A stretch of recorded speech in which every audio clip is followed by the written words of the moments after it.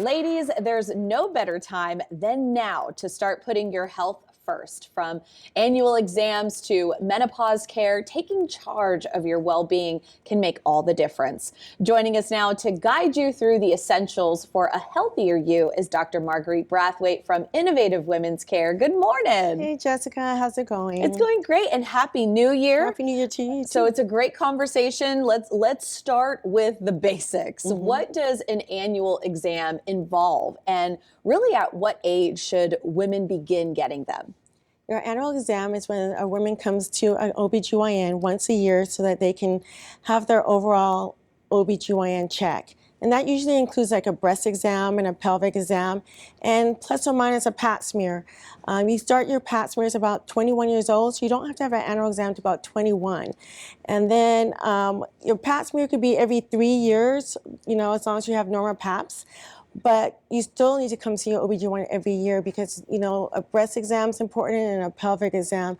And as you get older, when you get in your towards menopausal age, the pelvic exam becomes important because you want to make sure that you don't palpate any abnormal masses in your pelvis, any abnormal lesions in the vulvar area. So regardless if you get a pap smear every year, you should still see your OBGYN once a year. Yeah, it's definitely important to really stay ahead of that as well. Exactly. Now, prenatal care is also another critical area. So when should women start this, and why is early care so important? I think prenatal care starts with preconception. If you're planning to have a baby, you may want to start being on prenatal vitamins prior to conceiving, and maybe check with your OBGYN prior to conceiving. Make sure that your overall health is good prior to conceiving. Make sure your blood pressure is good, your weight is good, because those things can exacerbate during pregnancy. But definitely as soon as you find out that you're pregnant, you should come see your OBGYN, and the earlier care, the better the pregnancy will be with better perinatal outcomes. Yeah, and for our young ladies out there, younger women and teens, when should they first visit, and what should they have checked as well?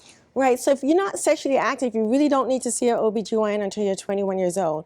But if you're sexually active and you're less than 21, you should come see for birth control and to get tested for sexually transmitted diseases. About 80% of the patients of 80% of sexually transmitted diseases are asymptomatic, and people may not know that they have it, and they can scar your fallopian tubes. And then when you get older, then you're wondering, why am I not getting pregnant? Because I had an infection when I was a teenager that scarred my tubes that is making it hard for me to get pregnant. So if you're sexually active and even though you're not 21, you should come see your OBGYN so that you can be tested for STDs and just have a general, your OBGYN is a good resource for you as you continue to grow throughout your reproductive age. Now, we've been covering all these different phases, so we've got to cover menopause. All right, so when does this typically occur, and what are some of the common signs of this? Because it can be a challenging time for some women trying to figure out what's going on. Exactly, because the average age of menopause is about 51, but the perimenopausal phase is what's confusing to people because they may not even know what's going on. They may not understand why they're so moody, or they're having heart palpitations, or all of a sudden start having anxiety. Besides all the vasomotor symptoms of menopause like hot flashes, vaginal dryness, decreased energy, fatigue, and abnormal weight gain that they've never ever had before. So the OBGYN is there to help guide you through that phase and to give you information. So we're there to be a resource for you. Yeah, and how specifically does Innovative Women's Care support women who are navigating each of these phases? Exactly. So we're there. Women want to be heard.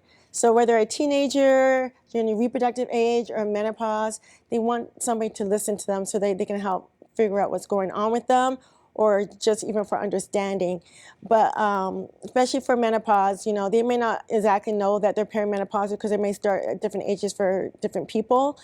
But, we're there to listen, get your hormone labs drawn and give you information about it, or talk about supplements and natural supplements or hormonal replacement that you might need to help get you through this phase. Yes, and it sounds like a lot of what you're saying really is that sort of preventative care too. If you're staying on top of it, you can catch things early and you can kind of, figure things out from there. But you actually have a special offer for our viewers who are watching right now. Yes, we have a 10% discount on our hormone replacement pellet therapy and our wellness package too for the month of February. Wonderful. Well, Dr. Brathwaite, thank you for joining us this morning. Thank you. It's so good to see you. Always good to see you. For more information or to take advantage of their special discount on pellet therapy and wellness packages, just visit innovativewomenscare.com.